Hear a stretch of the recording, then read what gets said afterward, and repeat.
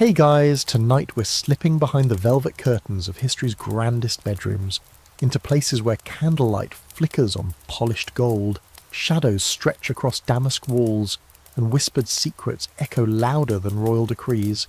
But let's not romanticize it too fast. This is not the Netflix version of palace life. Nope, you're about to find out that sex in royal palaces, it's rarely private, often political, occasionally bizarre, and if we're being honest, pretty drafty. Now before we go any further, reality check. You probably won't survive this. Not emotionally, not socially, and definitely not if you try to get cozy with someone above your station. Royal intimacy wasn't just a personal affair, it was public theatre, wrapped in duty, tradition, paranoia, and about 17 layers of lace. So before you get comfortable, take a moment to like the video and subscribe, but only if you genuinely enjoy what I do here. And drop your city and what time it is where you're watching. I want to know if you're listening to this while the sun rises in Oslo, or the moon hangs low over Manila. Now, dim the lights, maybe turn on a fan for that soft background hum, and let's ease into tonight's journey together.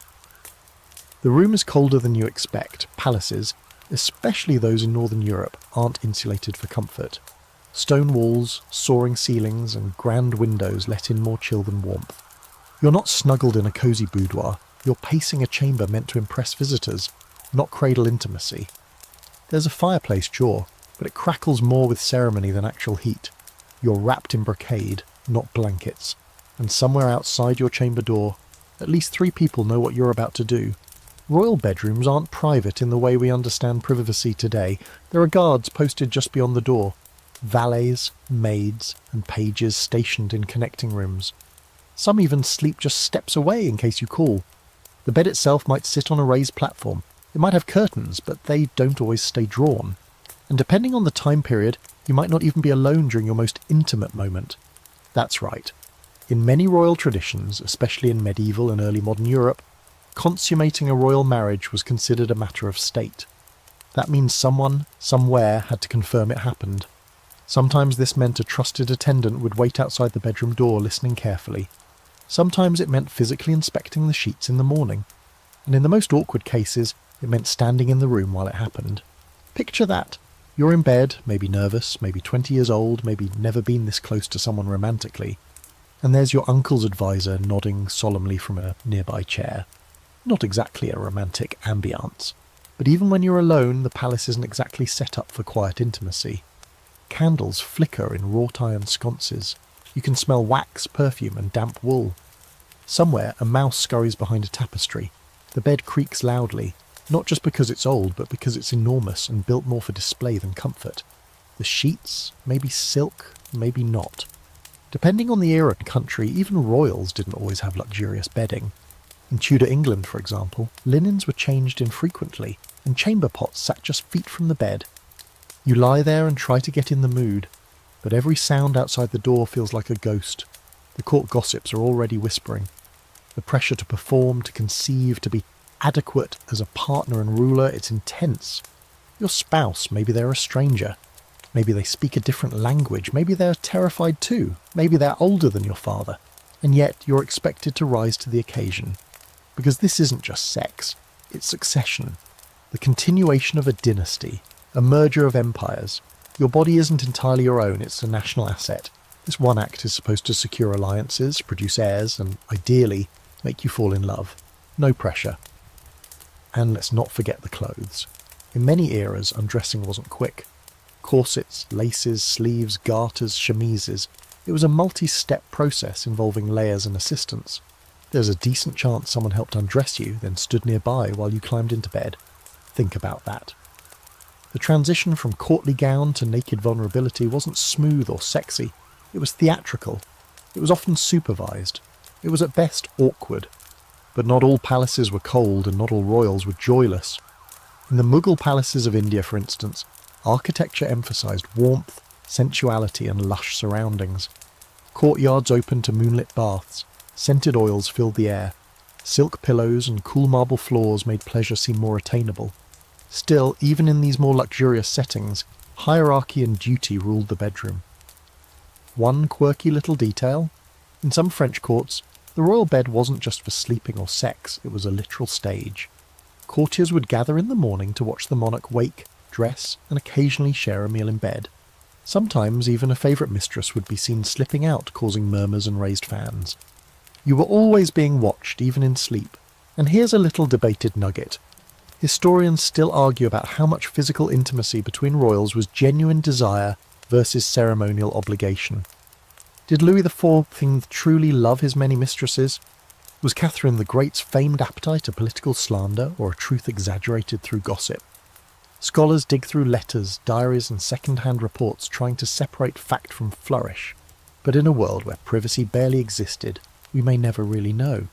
So as you lie in this vast royal bed, with the chill biting your nose and duty pressing down heavier than the velvet canopy, you start to wonder, was this really worth it? Is power ever sexy when it comes with so many strings? And how much more bearable would this all be if you could just lock the door? So you're lying there in this cavernous bed, trying not to shiver, trying not to think about the valet who's probably eavesdropping behind the curtain, and maybe, just maybe, trying to feel the tiniest flicker of excitement about the person beside you. But before anything intimate even happens, you're expected to go through a whole series of weird little rituals. Because in royal palaces, nothing ever happens spontaneously, not even passion. First up, hygiene, or let's say their best approximation of it. If you're imagining a soothing bath with candlelight and rose petals, try again. Royal bathing habits varied wildly depending on time and region, but many European nobles were famously suspicious of too much bathing. In fact, some believed that water opened the pores and let disease sneak in. So instead of bathing regularly, many royals masked body odour with heavy perfume, lavender sachets, or by changing their underclothes, assuming they remembered to do that. Your preparation might involve having your body lightly dusted with rice powder or musk, your breath freshened with wine-soaked herbs, or your wig recurled with hot tongs that smell faintly of scorched hair, that is, if you're lucky. More often than not, you're stepping into bed slightly sweaty, covered in layers of fabric residue, and carrying the weight of your court's expectations like a lead cloak. And that's just physical preparation. Mentally, you've been primed since birth to view sex as either sacred or strategic. Depending on where and when you are, you might have prayed before entering the bedchamber. In 17th century Catholic courts, confessors often instructed newlyweds to ask for divine blessing before consummation. Some took this very seriously, turning what should have been a tender moment into something tinged with guilt and obligation. But it wasn't all doom and incense. Some courts leaned into sensuality in a big way. Think Ottoman harems, where rituals were designed to prolong anticipation. You might be bathed in rosewater, massaged with perfumed oils, dressed in embroidered silk, and taught the art of teasing glances. There was a whole system to it, ritual, choreography and anticipation, all culminating in a delicate balance of performance and pleasure. That said, the women in these spaces weren't always free agents. Concubines, consorts and even favoured wives often had to compete for affection like courtiers battling over policy. And let's not ignore astrology. Yeah, that's right. Before slipping between those embroidered sheets, some royals consulted the stars. Court astrologers were often asked to determine the most auspicious day and hour for conceiving an heir. If the moon wasn't in the right house, better wait until Thursday. One French nobleman once refused to sleep with his wife for an entire month because Mars was misaligned. You can imagine how well that went over. Speaking of pressure, this whole moment is probably being reported somewhere. In some courts, especially during royal weddings, officials would log the date and time of consummation. Why? Because if there were any future disputes over heirs, everyone wanted receipts. In England, during the Tudor era, nobles could be summoned to sign declarations that the marriage had been fulfilled, even if they weren't present to witness it. Rumours still buzz around the question of whether Henry VIII's marriage to Anne of Cleves was truly consummated, or if he just found her unattractive and made up an excuse to wiggle out of it. Spoiler, the official records don't help much. Meanwhile, you've got people nervously pacing the outer chambers, waiting for news. Maids are prepared to gather the linens in the morning, looking for proof in the form of blood. Midwives might even be summoned weeks later to evaluate the bride's body for signs of activity. It's surveillance, not seduction. And here's the kicker, many of these rituals were less about the couple and more about the public. In early medieval France and parts of Spain, the royal marriage wasn't considered complete until the bride was undressed and led to the bed by female witnesses, while male witnesses escorted the groom. They didn't stay for the act, that they waited outside and everyone expected to hear something, movement, laughter, maybe even applause. If you have ever had stage fright, imagine that, but with a kingdom's future at stake. Now let's zoom out a bit and touch on a lesser known but deeply odd tradition, the fertility relics. In certain Catholic courts, childless royals were encouraged to sleep with sacred objects nearby, bones of saints, vials of holy oil, or even letters believed to be written by apostles. One Spanish queen allegedly kept a finger bone under her pillow, hoping for divine intervention. The effectiveness, questionable, the creep factor, off the charts. Of course, historians argue about how seriously these rituals were taken. Some suggest they were more symbolic, a kind of ceremonial insurance policy. Others believe that these practices genuinely reflected the deep-seated fears and hopes of royalty, especially when dynasties hung by a thread. After all, if you couldn't produce an heir, everything, titles, alliances, even peace treaties could fall apart. And let's not ignore the emotional toll. Behind all the pomp and perfume, you're a person being asked to blend desire with diplomacy. You might be young and terrified. You might be older and tired of playing the game. You might feel nothing at all for the person beside you. And yet the rituals carry on. Powders are dabbed, prayers are whispered, and sheets are drawn back like curtains on a stage. Because in royal palaces, sex wasn't just a private act, it was theatre, it was destiny. So as the last candle guttered low and the velvet bed curtains closed around your shared space, you didn't get a moment of peace. You got a carefully choreographed ceremony. Part magic, part performance, part bureaucracy, all in the name of a future you didn't get to write. Now imagine the curtain is barely drawn. The embers are fading in the fireplace and you're finally mercifully alone, or so you think. But just as your hand grazes the edge of your partner's robe, there's the faintest sound. A shuffle, a breath, maybe even a cough. Because in a royal palace you are never really alone. Not in your bedroom, not in your bath, and definitely not during your most vulnerable moments. Welcome to the unnerving world of bedchamber witnesses, personal attendants, and lurking eyes whose entire job was to hover as close to your intimacy as etiquette would allow. Some of these witnesses were purely symbolic. In certain traditions, nobles would simply escort the newlyweds to bed and toast to their union before politely exiting. But in others, especially among the Tudors, Habsburgs and Bourbons, bedchamber staff didn't just hover nearby. They slept in adjacent rooms, sometimes with direct access through an open doorway or curtained archway. Even when you thought you were alone, there was usually someone within whispering distance, just in case you needed fresh sheets, a glass of wine, or, say, help confirming an heir was underway. And these weren't just anonymous maids or faceless footmen. Many were trusted confidants, nobles in their own right, or long-time family servants who had grown up alongside the monarch. They had names, titles, and way too much information. The gentleman of the bedchamber in British courts, for example, was a nobleman who might help the king dress, undress, and stay nearby in case of urgent needs. It wasn't necessarily sexual, it was about power, proximity and tradition, but it still created an atmosphere where nothing was ever entirely private. Imagine being expected to get frisky while your childhood tutor listens for movement just outside the door. And then there were the ladies in waiting. These women weren't just decoration or companions, they were embedded surveillance. Often tasked with managing the Queen's wardrobe, health and moral purity, they could double as unofficial spies for kings or rival courtiers. If a queen was suspected of infidelity, or even just affection for the wrong person, her ladies might be questioned, bribed or pressured to report. A sideways glance, a missed period, or a night spent crying into a pillow could all trigger whispered reports and veiled threats. They weren't just ladies, they were a living, breathing rumour mill with corsets and sharp ears. One of the more bizarre court traditions came from France, where the king's daily routine, including bedtime, was partially public. The lever and coucher ceremonies involved courtiers watching the king wake and go to bed. High-ranking nobles might even be honoured with the privilege of helping him undress or tuck him in. Sure, that sounds innocent enough, but when it's layered with centuries of court politics, it becomes more theatre than routine. Sex in this world wasn't something you disappeared for, it was something everyone tracked.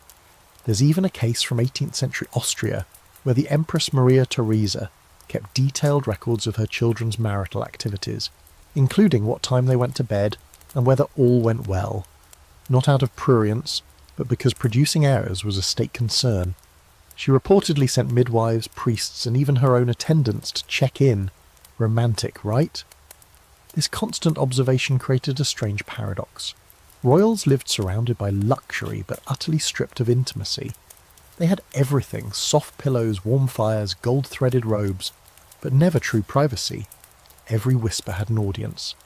Every moan might be heard. Every decision, whether it involved silk sheets or forbidden lovers, could end up in a letter to a rival court. And then there's the truly strange: some royal couples were legally required to prove consummation in front of witnesses. One of the most infamous cases, the marriage of Margaret Tudor, sister of Henry VIII, to James IV of Scotland. Several noblemen reportedly accompanied the couple to their chamber and waited awkwardly outside until they were certain the deed was done. In some cases, priests were present to bless the act, or worse, observe it. Though most of these reports are second-hand and dramatised, the fact that people believed it happened says enough. One quirky detail: in Scandinavian courts, a tradition known as the bedding ceremony involved newlyweds being undressed, dressed by their respective entourages, kissed goodnight by onlookers, and then tucked into the bed, often with an audience watching from the shadows. These ceremonies were half pagan, half political, and 100% nightmare fuel if you were shy. But not all surveillance was direct. Sometimes it was architectural. Palaces were built with secret passageways, spy holes, and one-way doors. In places like Hampton Court or Fontainebleau, certain corridors allowed staff and occasionally enemies to move unseen between bedrooms, galleries, and meeting rooms. If someone wanted to know who visited your chamber late at night, they didn't need a guard. They needed a secret staircase. Historians still debate how much of this was real versus exaggerated. Some scholars argue that the most invasive customs faded by the 10th century, replaced by more symbolic gestures. Others believe the culture of surveillance remained deeply entrenched, just hidden behind layers of etiquette and ritual. Either way, the result was the same: an atmosphere of constant tension, where passion lived under the microscope and privacy was a fleeting illusion. For royals, sex was never just about desire. It was always entangled with politics, duty, and reputation. And when you're never alone, when eyes and ears follow your every move, it's no wonder so many monarchs turn to secret lovers, hidden letters, and midnight rendezvous. Because even kings and queens need a moment that belongs only to them. So you lie there in your gilded bed, the curtains drawn, the fire low, your breathing barely audible. And somewhere in the dark, a servant shifts their weight on the stone floor, a page scribbles in a ledger, and the walls, those opulent, echoing walls, listen. It's one thing to say royal sex was political, but what that really means comes sharply into focus when you learn that sometimes people were expected to perform it like a contract signing, with all the formality and none of the spontaneity. Because in the glittering world of crowns and coronets, consummation wasn't just encouraged, it was required, recorded, and occasionally witnessed by a roomful of officials. Seriously, you're expected to prove your marriage is legit, not just with a wedding ring, but with physical confirmation. Welcome to the truly uncomfortable realm of publicly verified sex. Take a deep breath, because this is the part where your body is no longer your own. It's a tool of diplomacy now. You've just married into a powerful house, maybe Habsburg, maybe Bourbon, maybe a Scandinavian dynasty with too many consonants, and your union represents the fusion of two nations, two fortunes, or two bloody centuries of political feuding. Everyone's watching. Well, not during, hopefully, but what happens behind your bed curtains will have ripple effects across the continent. In some especially intrusive traditions, the newlyweds were escorted by a full entourage to the bedroom. The bedding ceremony wasn't symbolic fluff, it was serious business. In medieval and early modern England, France and Scotland, officials actually accompanied the couple to bed. A bishop might stand at the foot of the bed and bless the union. Witnesses, usually high-ranking nobles or close family members, would stay nearby, sometimes in the same room until they heard the appropriate noises. Some might offer wine, others just stared at the ceiling in mortified silence. Whatever the ritual specifics, the message was clear. This isn't just romance. It's your duty to make heirs, and we're here to make sure you don't mess it up. If that sounds traumatic, you're not alone in thinking so. Even historical chroniclers found it awkward. There are accounts of royal couples so terrified of the performance that they simply lay side by side and whispered into the dark, pretending. Others, pressured by hovering witnesses, would rush the act inwards, just to get it over with. In one French case, a noble wrote that the bride trembled so much during her public bedding that she had to be physically held down by her maid until the audience left the room, and if there was no audience inside the room, the pressure didn't vanish. In many cases, attendants or court physicians examined the bed linens the next morning for signs of consummation, often meaning blood. This, of course, relied on a flawed and frankly misogynistic assumption that all virgin women bleed during sex, and that men would always perform without issue. If the sheets didn't prove the act had happened, the couple might be interrogated, separated, or even annulled. But what if the act didn't happen? What if the groom couldn't perform? What if the bride was unwilling? In most cases, the blame fell squarely on the woman. She might be accused of coldness, witchcraft, or failing in her wifely duty. In Spain and France, kings who couldn't consummate often had their marriages annulled, after humiliating public hearings, where doctors and theologians speculated on the exact nature of the royal failure. Imagine being 17 years old and hearing a group of grey-bearded men argue about whether your hips were wide enough for childbirth. One of the most bizarre cases of performative consummation occurred in the 17th century, during the marriage of Marie-Louise of Orléans to Charles II of Spain. Charles, famously fragile and likely infertile due to generations of inbreeding, was expected to produce an heir. When he failed, Marie-Louise was blamed. She was examined, interrogated, and eventually died, likely from stress and illness, after years of public scrutiny. Her womb, they claimed, had failed the Spanish crown. There's also the disturbing case of the 1581 marriage between French royal Marguerite de Valois and Henry of Navarre. Their wedding night was reportedly so important that Marguerite's own mother, Catherine de' Medici, demanded confirmation. In her memoirs, Marguerite hinted that servants and officials lingered outside the door while the couple tried, awkwardly, to obey. No pressure, right? But these public confirmations weren't just about fertility. They were also legal insurance. If a king or queen wanted to annul a marriage, they had to prove it hadn't been consummated. That meant any rumours, any doubt, any claim of impotence or reluctance could explode into a full-blown scandal. Lawyers, clerics, and physicians would be summoned. Letters would be unearthed. Servants would be interrogated. One failed night in bed could bring down a marriage, and sometimes a dynasty. Now, not every royal court went to such creepy extremes.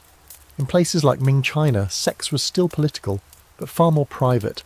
Emperors had dozens, sometimes hundreds of concubines, and a complex system of scheduling who would spend the night in the imperial bed. These encounters were logged but rarely observed. That said, even here, a concubine's fertility, or lack thereof, could determine her fate. If she bore an heir, her status skyrocketed. If not, she might vanish into obscurity, or worse.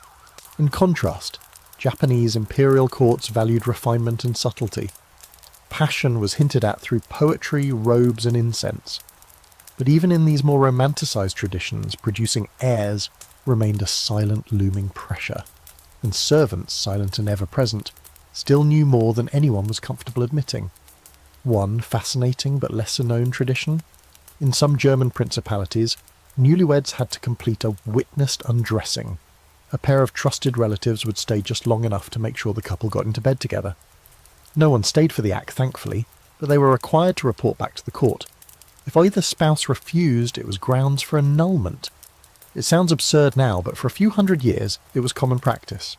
Historians still debate how often these rituals were actually enforced. Some suggest the most extreme versions were rare, reserved for especially important unions. Others argue that they were widespread but stylized, meant more to intimidate than actually verify. Either way, the sheer fact that kings and queens had to prove their sex lives speaks volumes. You, lying under those heavy tapestries, feel none of the heat and all of the weight. This isn't just a personal experience, it's a diplomatic mission with body parts. One misstep and your lineage, your land, your honour could unravel. The stakes are high, the audience is waiting, and somewhere someone is already writing down what they think happened tonight, whether they were in the room or not. The moment you reach for each other under the canopy of brocade, a fresh complication reveals itself: furniture. Specifically, the royal bed. It's not just a bed, it's a throne in disguise, a stage, a symbol, and a colossal creaky structure that's more about being seen than slept in.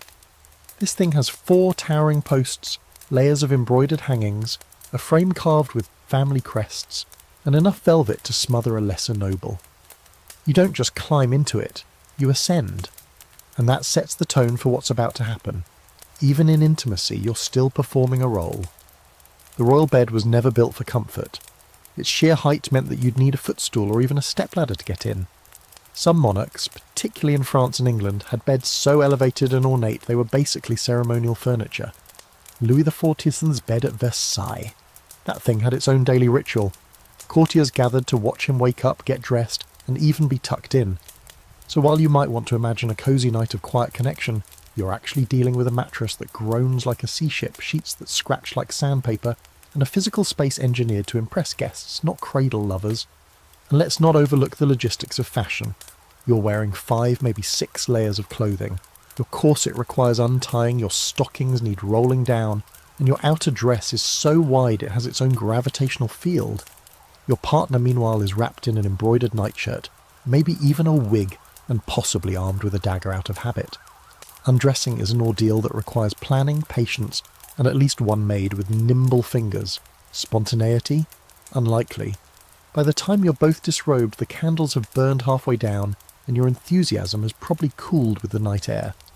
Still, once you're both finally under the covers, or more realistically, under separate layers of linen, wool, and decorative throws, you're faced with another issue: protocol. Sex between royals was governed by unwritten but deeply understood rules. Certain positions were considered improper. Others were seen as too wild, too animalistic, or worse, common. In many courts, the missionary position was seen as the only acceptable one for procreation. Anything else risks scandal if discovered. It sounds absurd now, but even your body's angles could be subject to scrutiny if the wrong servant walked in or the wrong rumour got out. In more conservative courts, even kissing could be a calculated act. You kiss to greet, to show favour, to submit. But passionate kissing in bed? That might be seen as lower class. Some historians argue that sensuality, actual pleasure, was considered vulgar if it interfered with duty. For example, in 17th century England, letters between nobles reveal a subtle disdain for couples who were too affectionate, as if love itself was a sign of poor discipline. And this discomfort wasn't just social, it was physical. Royal beds, especially in winter, were freezing. Heating was inconsistent, and palace walls were more for grandeur than insulation. You might share the bed, but you'd both be swaddled in separate linens, sometimes even wearing nightcaps or gloves. The idea of warm, bare skin or pressing against warm, bare skin? More fantasy than reality. You'd likely be fumbling in the dark, trying not to elbow a priceless pillow off the bed, or accidentally tug a curtain too hard and bring down half the canopy. Now imagine all this awkward choreography playing out while you're expected to maintain dignity. That meant no laughing, no fumbling, and definitely no talking about what went wrong. If something was clumsy or painful or hilariously off-key, you didn't acknowledge it. You acted like it was fine. You behaved as though it was noble, because losing composure, especially in the presence of a spouse you barely knew, was almost worse than not performing at all. In the Ottoman Empire, however, there was a bit more flair. The Sultan's sleeping quarters, like those at Topkapi Palace, were elaborate but intentionally sensual. They had padded floors, reclining lounges, and domed ceilings designed to amplify soft music or the trickling sounds of fountains. Furniture was more flexible, more inviting. Still, even there, every movement within the royal harem was documented, logged, and subject to protocol. Concubines didn't just wander in for a cuddle. They were summoned, examined, and often pre-approved by eunuchs who served as gatekeepers of intimacy. Back in Europe, even the smallest furniture piece could reflect your marital status and bedroom expectations. Take the marriage chair, a special seat gifted to newlyweds in parts of France and Italy, often with carved scenes of Adam and Eve or scenes from mythology. It was meant to inspire, or, depending on the imagery, intimidate. Other bedrooms had symbolic items like fertility statues, elaborate bedpans, and privacy screens that served more as decoration than barriers. Even your surroundings reminded you constantly that you weren't just lovers, you were symbols. Here's one of those delightfully odd fringe facts. In the Polish-Lithuanian Commonwealth, newlyweds were sometimes gifted a bed clock, a timekeeping device meant to track their nights together. It was mostly symbolic, but it's hard to shake the image of some poor couple lying there, ticking seconds off under the gaze of a judgmental gilded cuckoo. And of course, scholars continue to debate what these royal bedroom dynamics actually felt like to the people involved. Was it emotionally barren? Or did couples find ways to connect in the margins of protocol?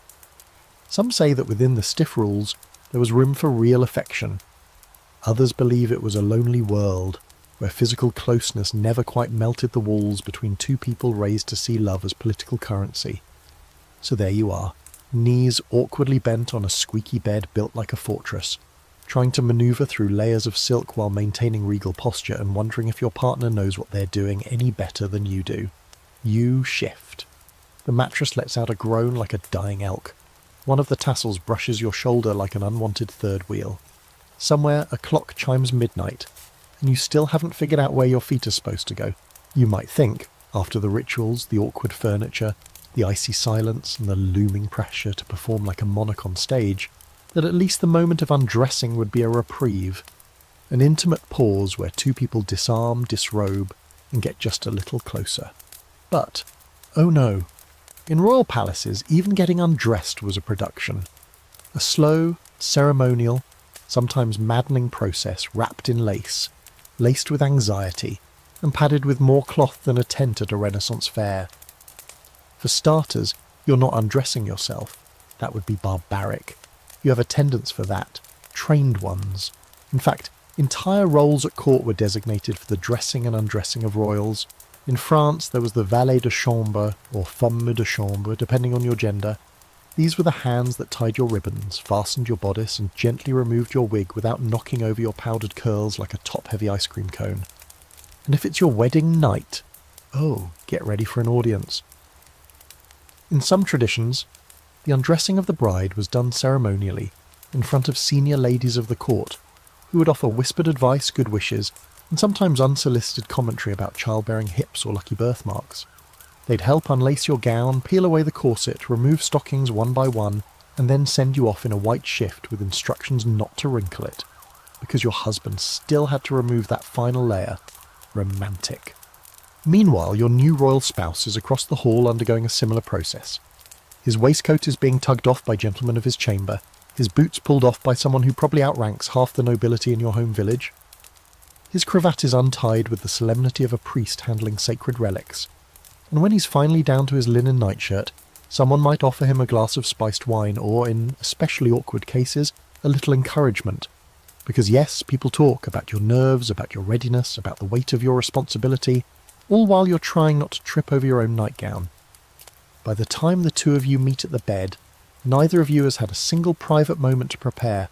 You're both slightly chilled, slightly overwhelmed, and trying very hard not to look like you just had 4 people help you take off your socks. And the layers, oh the layers, just because you've been undressed doesn't mean you're naked. Royal nightwear wasn't made for seduction. It was made for modesty and insulation. Women wore long chemises or shifts, often with sleeves. Men wore linen nightshirts that reached their knees, sometimes tied at the neck. You might even be wearing a bed cap, like some sort of sexually nervous Victorian ghost. And if you think the undressing ended there, think again. One layer down was just the beginning. Corsets might remain partially fastened. Stockings were sometimes left on. Jewellery had to be carefully removed and placed on designated trays. Even undergarments might still be tucked around your waist. Depending on your rank, the customs of your court, and how scandalised your attendants were by the idea of you being truly bare beneath your bedsheets. But sometimes all those layers were part of the game. At Versailles, where appearance was everything and the line between power and flirtation was razor thin, even the act of undressing could become flirtatious performance. A well-timed glance during the loosening of a garter. A shared chuckle as a wig came off askew. Some couples, especially ones with pre-existing attraction, used the ritual as a slow burn, teasing the final reveal while the court pretended not to watch from behind the embroidered walls. In other courts, like those of 18th century Russia, the process was brisker, less ceremonial. But even then, layers still ruled the night. Russian winters meant sleeping in clothing, often side by side under fur throws thick enough to muffle both sound and movement. Getting undressed wasn't about anticipation, it was about practicality and not freezing to death before the first kiss. And for all this ceremonial effort, no one ever really taught royal couples how to do anything once the clothes were off. Formal education? Not really. Explicit guidance? Mostly absent. You might have gotten vague advice from a confessor or an aunt with questionable metaphors. But actual knowledge that had to be pieced together from rumours, illustrations, or awkward trial and error. The idea was that nobility shouldn't need to be taught such things, you'd just know, which of course made the moment even more daunting. Quirky sidebar. In some courts, the bed itself was rigged with rope systems to help lift or arrange the mattresses and bedclothes. These pulley beds were designed more for function than intimacy, but the creaking of those ropes could be unmistakable. There's at least one recorded account of a Scottish nobleman becoming so embarrassed by the sound of the bed ropes during his wedding night that he climbed out of bed and spent the night pacing in the hall instead. Scholars still debate whether the undressing rituals were truly meant to be erotic, or whether they were just another way for the court to intrude on what should have been private. Some argue that the performance of modesty was more important than actual modesty.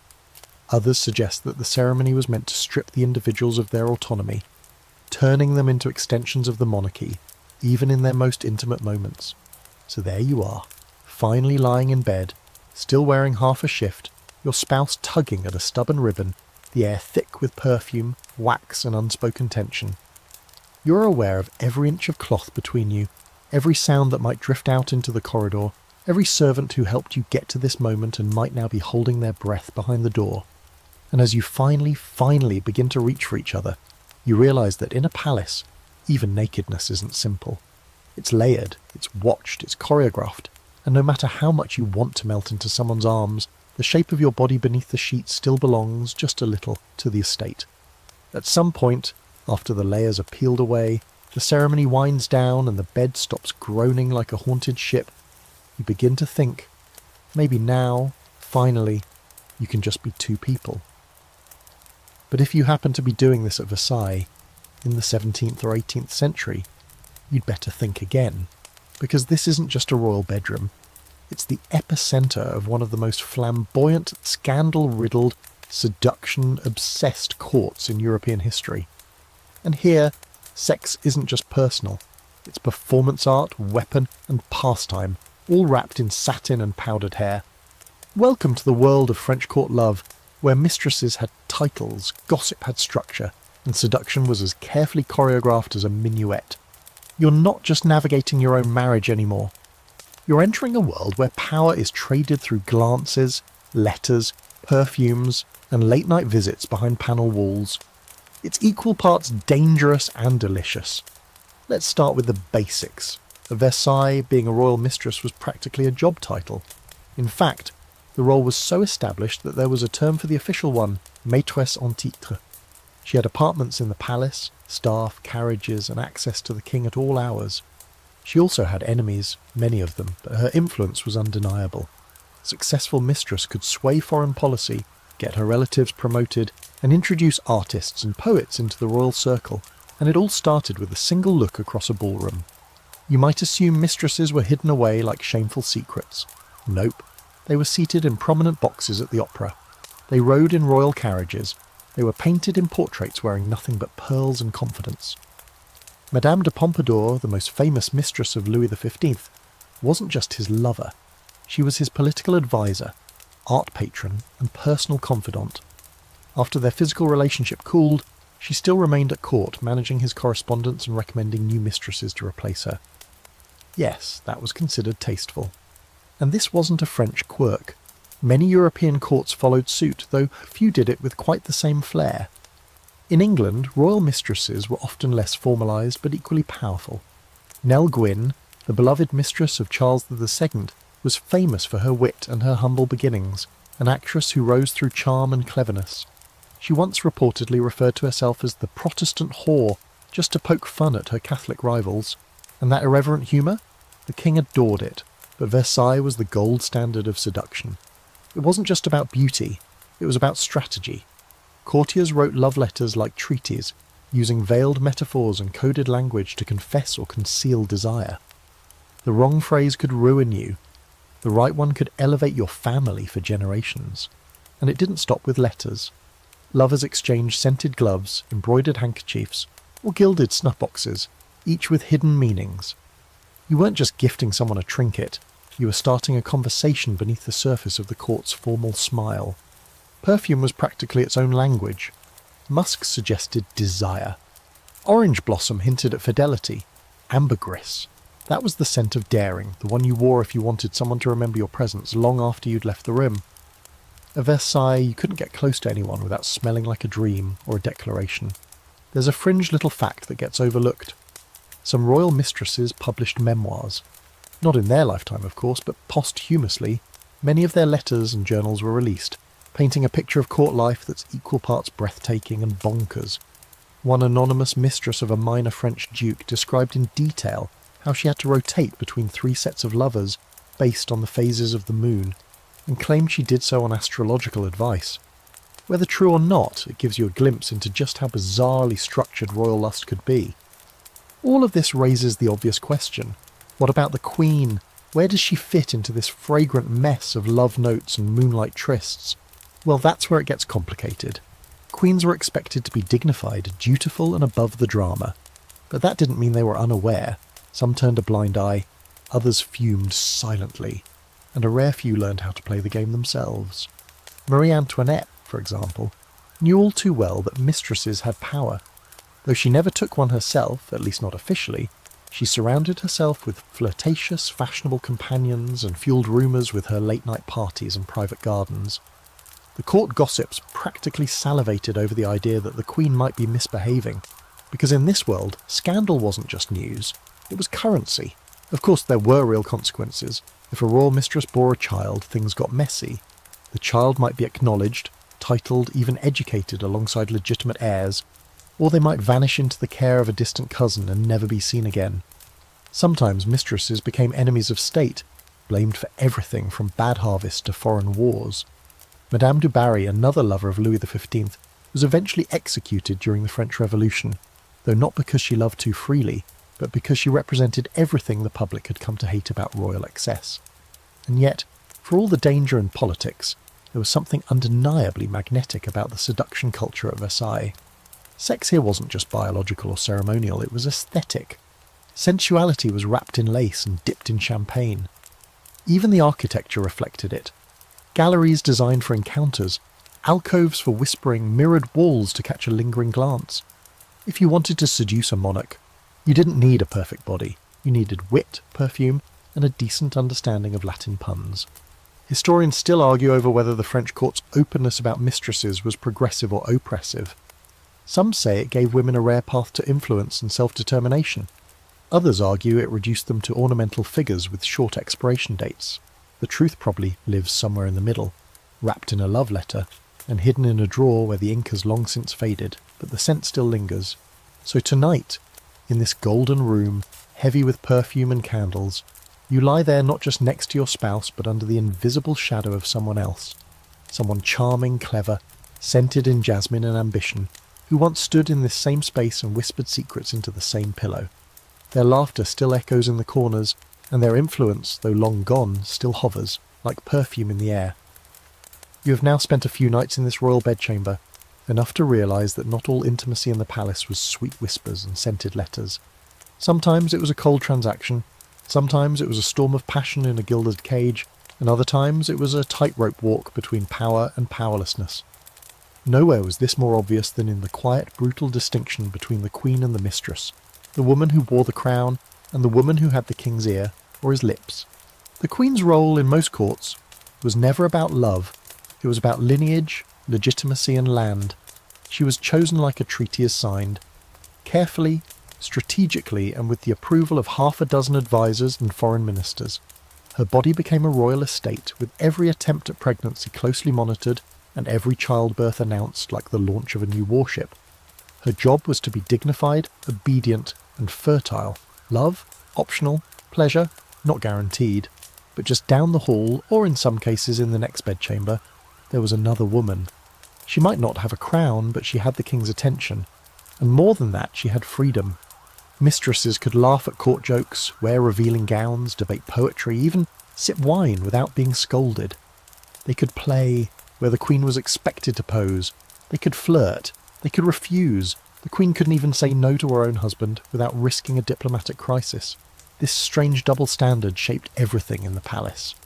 Imagine being that queen, lying in your ice-cold bed, while the court hums with rumours that the king has spent the night elsewhere, and worse, Imagine being expected to smile about it the next morning, to walk beside him at mass, to host the mistress at your table, to raise your glass while the courtiers watch for the flicker of emotion behind your practiced smile. It happened all the time. In 18th century France, Queen Marie Leszczyńska, wife of Louis XV, was completely sidelined once Madame de Pompadour entered the picture. The Queen continued to fulfil her ceremonial role, but the King's romantic affections, his private laughter, and much of his political consultation went to his mistress. Pompadour even had a room directly above the King's private chambers, linked by a staircase. The Queen, meanwhile, lived in a separate wing, practically and symbolically distant. In England, Queen Caroline of Ansbach had to tolerate her husband George II's mistress, Henrietta Howard, even as the court praised Henrietta's charm and grace in the Queen's own presence. Caroline once reportedly quipped, "I don't mind him having a mistress, I just wish she were prettier." That may have been sarcasm, or it may have been her only outlet, because in royal marriages tolerance became a form of survival. But here's the twist. Mistresses were also at risk. Their position might have been glamorous, but it wasn't secure. The King's favour was fickle, and the court was ruthless. One wrong word, one misstep, and a mistress could fall from grace faster than a satin slipper down a marble staircase. She could be dismissed, exiled, even imprisoned. So while the Queen sat on her lonely throne, the mistress walked a tightrope over a pit of knives. And things got even more volatile when children entered the picture. If the Queen gave birth to an heir, her position was secure. If she failed to, the mistress's children might suddenly become pawns in dangerous political games. In some cases, royal bastards were given titles, lands, and even roles in succession lines, especially when the legitimate line looked shaky. Louis XIV acknowledged many of his illegitimate children, and some of them went on to become dukes, generals, even foreign diplomats. It infuriated traditionalists and thrilled ambitious mistresses who saw motherhood as their ultimate trump card. Of course, there were rare exceptions where queens found love, or at least amusement, outside their marriages. Catherine the Great of Russia had a string of lovers, some openly kept in luxurious apartments, others rotated out like royal appointments. Her court accepted it, even expected it, but she was the exception, not the rule. For most queens, the double standard remained ironclad. A king with lovers was virile. A queen with lovers was a threat. One bizarre but true tale comes from the court of Spain, where Queen Isabella II was rumoured to have taken multiple lovers due to her husband's widely suspected disinterest in women.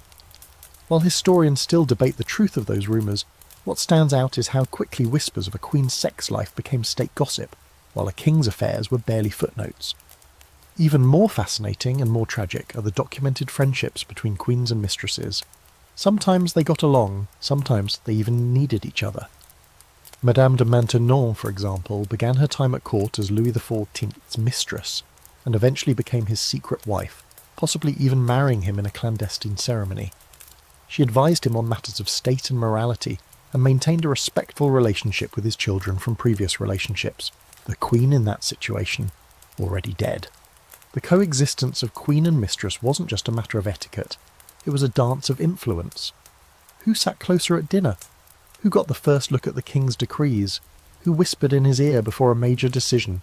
The queen had the title, but the mistress had his attention, and sometimes that was worth more. Historians still argue about which role held more power. Was the queen's position, with all its constraints, actually more influential in the long run? Or did mistresses, in their fleeting reigns, have more sway over the monarch's heart, and therefore the direction of the kingdom? There's no clear answer, just layers of laced jealousy and calculated smiles. So tonight, as you sit in your bedchamber, you think about her, the other woman. Maybe you're the queen, rehearsing your smile for tomorrow's court appearance, or maybe you're the mistress, wondering how long the king will keep choosing your door over hers. Either way, the palace has made you two halves of a single fractured story, one official, one whispered, and both completely visible to everyone but yourselves. The moment you become royalty, whether by birth or by marriage, your body becomes a vessel, and not in some poetic hearts and flowers way.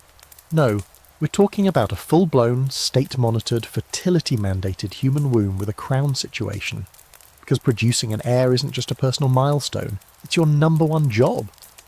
Welcome to the unnerving world of royal fertility, where sex isn't just about desire or pleasure, it's about legacy, about dynasty, about cold clinical reproduction under pressure, sometimes without a shred of romance in sight. Let's not sugarcoat it. The pressure to conceive was brutal. The very survival of empires hung on whether or not a royal couple could manage to produce a healthy male baby, or a few spares, just in case. The minute your wedding veil comes off, you're no longer a blushing bride or a nervous groom. You are now, quite literally, a national investment, and the interest is due every month. Courts didn't wait patiently for baby news. Oh no. Everyone from advisors to midwives to your distant cousin twice removed had opinions. The Queen's menstruation, or lack thereof, became regular palace gossip. Miss a cycle, and half the court started knitting. Show signs of stress or fatigue, and servants exchanged glances in the hallways. If it turned out to be a false alarm, the disappointment was tangible, sometimes even recorded in official ledgers. And forget privacy. Royal pregnancies were public affairs from the second a bump appeared. In some courts, queens were expected to give birth in front of witnesses, yes, actual people standing nearby to ensure everything was done properly, and that no baby switching or air forging occurred. In France, the Queen's delivery room was often open to select members of the court. In England, it was a little more discreet, but not by much. In 1688, Queen Mary of Modena gave birth to James Francis Edward with more than 50 people present to confirm it was really her baby. So if you thought hospital delivery was stressful, imagine being in labour while 5 dukes and a cardinal hover at your bedside. The pressure wasn't just to conceive, it was to do it quickly, ideally within the first year of marriage. If no pregnancy appeared, royal couples were often subjected to medical evaluations, prayers, and, occasionally very awkward, bedroom interventions. Yes, that's exactly what it sounds like. Advisors suggesting changes to your technique, recommending herbs, or even sending in clergy to offer spiritual counselling. The idea of letting a couple figure things out privately? Not a thing. Sometimes the king would be blamed, sometimes the queen, but most often suspicion fell on the woman. She was the one whose body carried the baby, so if nothing was happening, clearly she must be at fault. Never mind if her husband was 70, syphilitic, or more interested in falconry than foreplay. The blame, more often than not, landed on the woman's lap, and her womb. That said, the royal obsession with fertility also led to some seriously strange practices. In early modern Europe, physicians and apothecaries whipped up an array of bizarre fertility potions. Ground deer antler, dried snake skin, powdered pearls, anything that sounded vaguely magical was fair game. Women were told to wear frog skins on their bellies. Men were instructed to drink fortified wine with bits of rhino horn. Spoiler alert, none of it worked, but it did make people feel like they were trying everything. And of course there were sex schedules, as in actual timetables for intercourse drawn up by court physicians who calculated the most fertile days and advised royal couples when to do their duty. These schedules often took into account the moon phases, seasonal weather, and even the couple's blood types. If a queen failed to follow the schedule precisely, she could be accused of sabotaging the royal line. Nothing says romance like a scroll-based ovulation calendar managed by someone who wears a wig powdered with chalk. In some courts, the concept of heir and a spare ruled the day. You needed at least 2 male children to feel secure, one to inherit, and one as backup in case the first fell off a horse, died of smallpox, or was murdered in a political coup. This meant constant pressure to keep producing. A queen who delivered multiple boys gained power and reverence. One who delivered daughters, or worse, failed to carry to term, became a political liability. But the worst part? Miscarriages and stillbirths weren't private sorrows, they were public failures. And the emotional weight of that was crushing. Queen Anne of England, for example, endured 17 pregnancies, with not one child surviving to adulthood. The pain was immense, and yet she was still expected to rule, to smile, and to host balls for other people's children. Her losses weren't seen as tragedies, they were seen as disappointments for the crown. There's an eerie little fringe detail from Tudor England. It was believed that having too much sex after a pregnancy could damage the Queen's chances of producing another healthy child. So some royal husbands were advised to refrain or even, get this, abstain from intimacy with their own wives once an heir was born. Of course, this just meant they took their passions elsewhere, often to the nearest maid or lady-in-waiting. leaving the queen not only exhausted and grieving but also isolated. And yet the palace machine ground on. A queen's fertility could make or break alliances. A male heir could seal a peace treaty. A childless marriage might plunge a kingdom into succession crisis, civil war, or invasion. That kind of pressure sat heavily on every bedchamber, every breakfast conversation, every missed period. You didn't just wake up and wonder about morning sickness. You woke up wondering if your belly was about to start or end a war. Historians continue to debate how much personal affection could survive this atmosphere. Were there genuine love stories buried under all that pressure? Probably. Did some royal couples defy the odds and fall for each other despite the duty? Absolutely. But for many, sex in the palace became a tool, a test, a task to be performed on schedule, under supervision, with the hopes of an entire nation waiting on the outcome. So tonight, as you lie beneath the silken sheets and feel the familiar weight of expectation pressing in from all sides, you wonder, not for the first time, if this is love or just dynastic maintenance. Your husband reaches for your hand. It's warm, it's gentle, and it's almost enough to forget that tomorrow a midwife will be checking your pulse to see if your womb's been activated like a royal treaty. You'd think, after all the pressure, ritual, and very public scrutiny, the royal bedroom would at least be safe from politics. A sanctuary, maybe, a place where lovers could whisper without consequence. But no, because the moment you step through those carved double doors, you're not just entering a bedchamber, you're stepping into a political arena, one with velvet walls and deadly quiet betrayals. Here the sheets are soft, but the motives are sharp. Welcome to the tangled mess of royal bedroom intrigue, where sex is leverage and desire is a dangerous game. Palace walls had ears, sure, but they also had mouths, and they talked. Servants, advisors, lovers, rivals, all watching, listening, waiting for a slip-up. A misplaced touch, a late-night visit, a prolonged absence from the Queen's chamber. These weren't personal moments. They were data points, evidence, fuel for court factions that rose and fell based on who was warming which side of the royal mattress. Sometimes bedroom access itself was the battleground. For kings and queens, intimacy wasn't just about want, it was about who was allowed near and when. In Versailles, only certain noble families could assist the king in dressing and undressing, a ritual that ironically gave them the perfect excuse to linger around his most private moments. The closer you were to the king's skin, the closer you were to power. Even being allowed to hand him his nightshirt or adjust his pillow was a sign of political favour.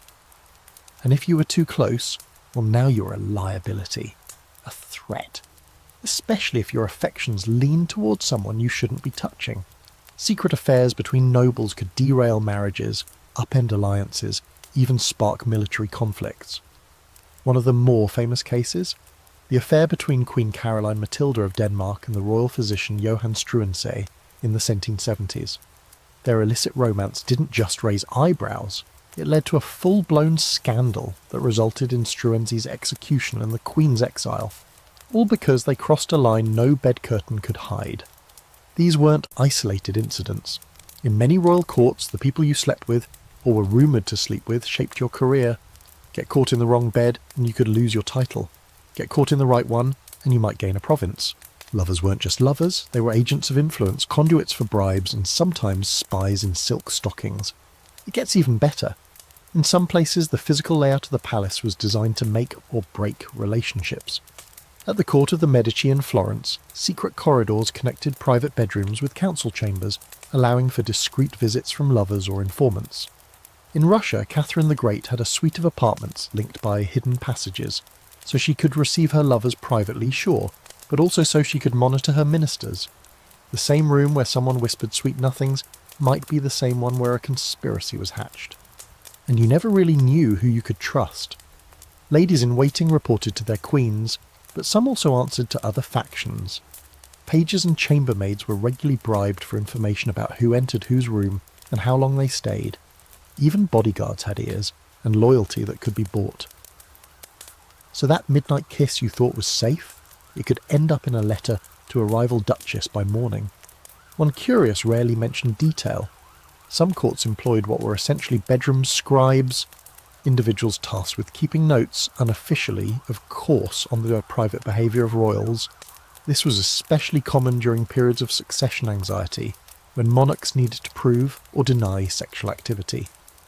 These scribes didn't sit in the corner with a quill during the act itself, but they collected stories, timings, observations and rumours. Their records were quietly passed along to ministers or even foreign powers. Your libido could literally become part of a state dossier. The most tragic casualties of bedroom intrigue? The children. If a queen gave birth while rumours swirled about her loyalty, the child's legitimacy might be questioned. If a mistress bore a son with suspiciously royal features, courtiers might push for his recognition, or his disappearance. The line between heir and bastard wasn't just biological, it was political, and often it came down to who could control the narrative. One of the most infamous debates in this vein is still unresolved, the so-called Affair of the Diamond Necklace, which indirectly implicated Marie Antoinette in a scandal that wasn't even her fault. A forged letter, a stolen necklace, and a woman posing as the Queen, meeting a cardinal in the gardens for what he thought was a romantic tryst. The scandal became proof to the public that Marie Antoinette was promiscuous and decadent, even though she had no actual involvement. That's the danger of palace bedroom intrigue. Reputation can be weaponised whether or not there's any truth behind the rumours. Some historians believe that entire wars were delayed or accelerated because of bedroom politics. If a king was particularly enchanted with a certain lover, he might side with that lover's homeland. If he fell out with a mistress tied to a foreign court, diplomatic relations could sour overnight. There are whispers that Louis XV delayed certain military actions to please Madame de Pompadour, and Catherine de' Medici is said to have manipulated France's civil wars through subtle manipulations of her sons' love lives. Fringe fact of the night? There are rumours, likely exaggerated but fun, that Venetian ambassadors kept a coded journal of every known affair at the French court, tracking who slept with whom like a geopolitical sex map. It was a form of espionage dressed up as gossip. Think Game of Thrones, but everyone's wearing wigs and powdered lace. And yet, in all this scheming, it was easy to forget the emotional wreckage left behind. Genuine love affairs were often crushed under political pressure. Forbidden romances ended in exile or execution, and even the most powerful monarchs weren't immune to heartbreak. A queen might weep into her pillow after her husband's betrayal. A mistress might age out of favour and find herself alone in a cold, distant manor, her name slowly erased from the records.